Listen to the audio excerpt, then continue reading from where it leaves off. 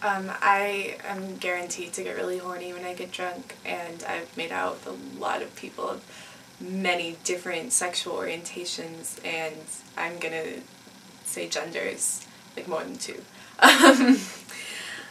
And I guess the person furthest away from who I would most likely be kissing is a gay man, and I've kissed a lot of gay men rather, under the influence of alcohol, like long, drawn out, passionate kissing. So, and I've kissed tons of girls. I mean, I've maybe possibly gotten girls drunk with the intention of kissing them later. I tend to lean more towards women than men. It's not a preference, it's just happenstance that I just happen to meet lots of really awesome women. When I use alcohol or other mind-altering substances, I tend to become very focused on a single person. You know, they always say whiskey is a courage in a shot, and I usually use it in that context. But I did get really drunk one time in Mexico and had this very strong urge to do something with somebody who came with us, and which is weird because when I was sober, I mean, she was attractive and everything, but she was completely not the right personality, and it didn't matter, and I thought that was really strange. I made a complete ass of myself in front of her that night, being like, I don't want to sleep alone, sleep with me, pretty much. So, it was interesting. I've had friends who are LGBTQ, gay, you know, so they become really straight. And it's really weird to see that because the stereotype is you always regret what you do when you're drunk the next morning. And my personal experience with friends is that, yeah, you're going to sleep with your non-preferred sex as long as it's opportune for you. For the record, I like making out with people. Should pass that on to anyone you want to. No, I have not had too many physical experiences with the same sex. The most serious one, some kissing and above the clothes heavy petting was involved, and alcohol was not involved.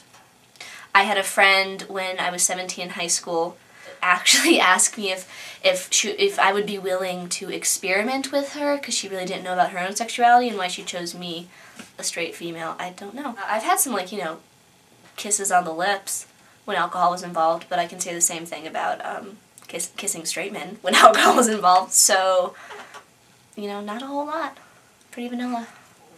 Personal experience, the only thing I'd ever done was kiss another man.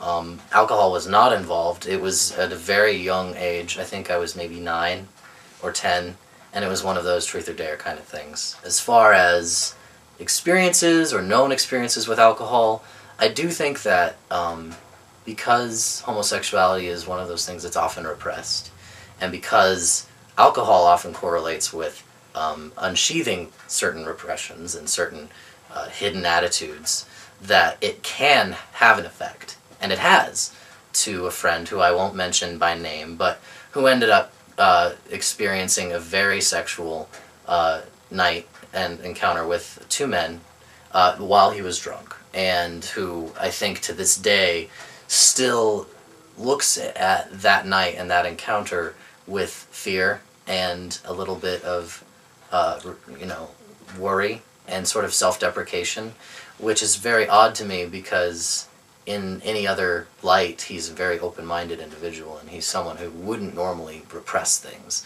But I do think that he has homosexual tendencies, or may have a side of him that is gay.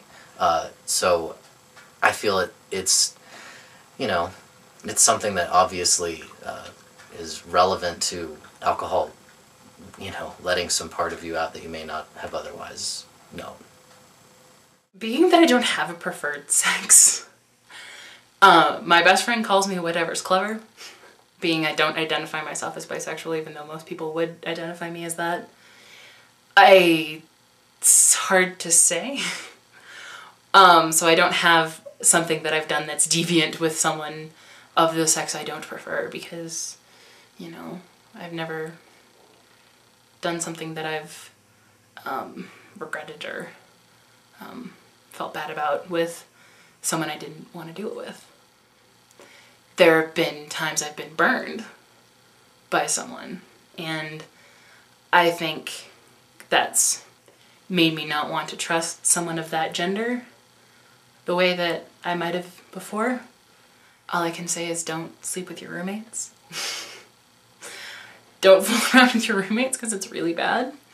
And it comes back and it bites you so hard, it's ridiculous.